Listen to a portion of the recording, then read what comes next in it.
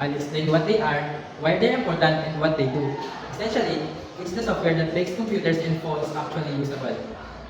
An operating system is the main software that controls and manages a computer. It acts as a bridge between the user and the computer hardware. In simple words, an operating system allows us to communicate with the computer and helps the computer understand our commands. When we turn on a computer or smartphone, the operating system is the first program that starts working. Some common examples of operating systems are Microsoft Windows, Mac OS, Linux, and Android. The main purpose of an operating system is to make the computer easy to use and to manage all its resources efficiently. It controls the processor, memory, and storage. It also manages running programs and makes sure each program gets enough memory and time to work properly. In addition, operating systems help users to create, delete, and organize files and folders, making it easier to store and find information. Furthermore, the operating system controls hardware devices such as the keyboard, mouse, printer, and speakers. It also provides security by protecting the system with password and user permissions. Without an operating system, a computer would not be able to function properly. Therefore, the operating system is an essential part of the computer system, helping it run smoothly and making technology simple and useful for everyone.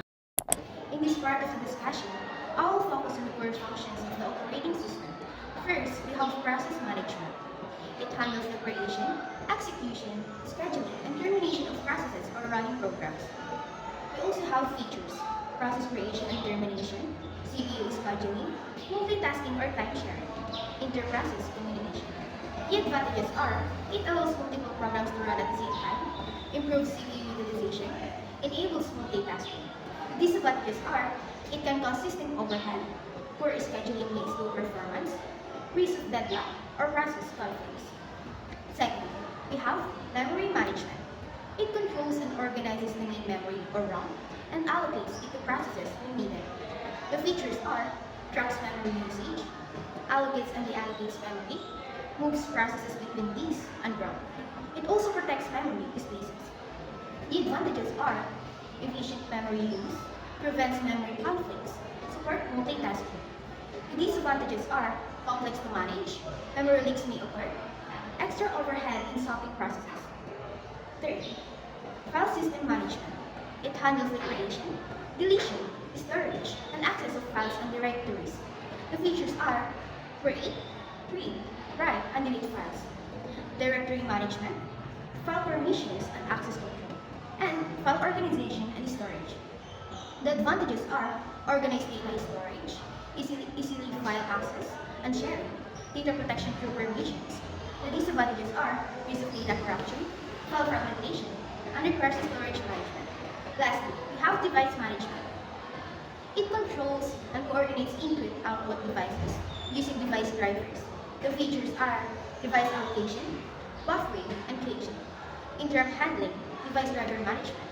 And the advantages are efficient input and output operations, proper device communication, supports multiple devices. And the disadvantages are driver compatibility issues, hardware dependency, can a slow system if devices are overloaded. And that's how the operating system manages processes, memory, files, and devices to ensure that the computer system runs efficiently and smoothly. An operating system is the most important software in the computer system. It acts as a bridge between the user and the hardware. Without it, the computer cannot function properly. The operating system manages system resources like CPU time, memory allocation, storage devices, and input-output operations. It ensures that different programs run smoothly without interfering with each other. In this part of the discussion, I will explain four major types of operating system and discuss how each one works. A batch operating system processes large groups of similar jobs together. These jobs are collected and executed one after another without user interaction. Once the jobs are submitted, the system automatically schedules and processes them. All tasks are stored in queue and handled sequentially. This type of operating system focuses more on completing large workloads efficiently rather than providing quick responses. Next is the time-sharing operating system. This system allows multiple users to share a computer at the same time. The CPU time is divided into small units called the time slices or quantum. Each process gets a small amount of CPU time before the system quickly switches to another process. Because switching happens very fast, it feels like all tasks are running at the same time. This system supports multitasking and provides an interactive working environment. Now I will discuss the distributed operating system. A distributed operating system connects multiple independent computers and makes them work as one system. Each computer has its own CPU and memory, but they are connected through a networking sources, such as processing power and storage can be shared across systems. This allows tasks to be processed in a parallel and improves overall system efficiency. Lastly, we have the real-time operating system. This type of system is designed for time-critical applications. It must respond to inputs within a strict deadline. There are two types: hard real-time systems where deadline must never be missed, and soft real-time system where small delays are acceptable. Real-time operating system focus on predictable performance and precise scheduling. In conclusion, different operating systems are designed for different purposes. Batch system handle group tasks efficiently. Time-sharing systems support multiple users. Distributed system connect multiple computers, and real-time system focus on strict timing and precision. An operating system manages hardware and provides services for applications. It controls processes, memory, files, devices, and security.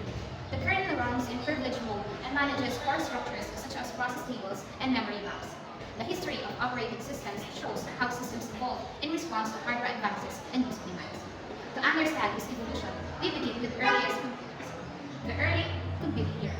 In the 1940s and early 1950s, computers like ENIAC had no operating system. Programmers controlled hardware directly using machine code. Programs were loaded manually. Only one job ran at a time. If an error occurred, the whole system stopped. The CPU often sat idle during input and output. These limits created the need for automated control. As hardware improved, automation became essential. The batch systems. In the 1950s, transistors improved reliability. Batch systems built jobs and executed them sequentially. The operating system automated job loading and execution. This improved the CPU usage. Memory management stayed simple, usually one job in memory at a time. Systems were monolithic, meaning all services ran in supervised mode. Interactivity was absent, but resource management improved. The multi-programming and time sharing. In the 1960s, integrated circuits increased the memory and scale. Multi-programming allowed several processes in memory at once. When one process waited for input or output, the CPU switched to another. The OS introduced scheduling, memory partitioning, paging, and protection mechanisms. The efficiency soon expanded into interactivity. Time sharing expanded this idea into interactive multi-user systems. Systems like Multics introduced hierarchical file systems and protection queues. Users received small time slices, which created the effect of a personal machine. Security and user isolation became central features. These ideas shaped a lasting function. Unix. In the 1969, Unix simplified earlier research ideas and focused on portability and modularity. It introduced a hierarchical file system and a strong process model. The system separated kernel and user space clearly. Unix introduced modern systems such as Linux and Mac OS. Its formation model remains foundational today. Computing then moved into homes and offices. The personal computing. In the 1980s, microprocessors enabled personal computers. MS-DOS supported single users with command line control. It lacked memory protection and multitasking. One faulty program could crash the system. The focus shifted toward affordability and accessibility. Usability soon became the next priority. Graphical interfaces and kernel evolution. Graphical systems like Microsoft Windows improved usability. Early versions used cooperative multitasking. Later versions introduced preemptive multitasking and protected memory. Kernel designs diversified into monolithic, microkernel, and hybrid models. These changes improved stability and isolation. Connectivity then reshaped the operating systems. Networking and Linux. In the 1990s, operating systems integrated full networking stacks to support the internet. Linux adopted a monolithic kernel with loadable modules. Open source collaboration accelerated development. Linux now powers most web servers and cloud platforms. File systems added journaling. Security expanded through privilege separation and encryption. Computing soon became important. Mobile and boarding systems. In the 2000s, mobile computing required power efficiency and strict application isolation.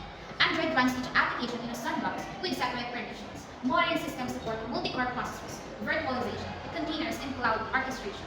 Virtual memory isolates processes. Advanced schedulers balance workloads after source. With growth come greater security demands. Security and reliability. Early systems had no protection. Modern systems use secure boot, encryption, sandboxing, and role-based access control. Reliability improved through memory isolation, journaling file systems, and crash recovery. Performance improved through multiprocessing and distributed computing. This progression leads to the bigger picture. Operating systems evolved in response to hardware progress. Vacuum tubes required manual control. Transistors enabled batch processing. Integrated circuits enabled multi-programming. Microprocessors enabled personal computing. Operating systems evolved in response to hardware progress. Vacuum tubes required manual control. Transistors enabled batch processing.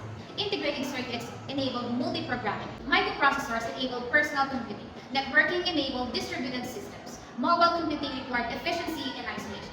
Today, operating systems manage complex global infrastructure with strong security, high performance, and scalable design.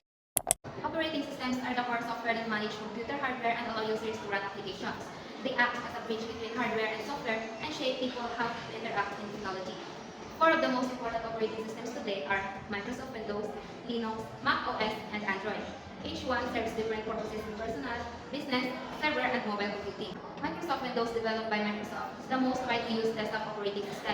It is popular in homes, schools, and businesses because it is easy to use and supports many programs and devices. Windows is also main platform for PC gaming. However, it requires paid licenses and is often targeted by malware due to its larger user base. Linux, created by Linus Torvalds, is open source and free to use. It powers many servers, cloud systems, and supercomputers because of its strong security and stability.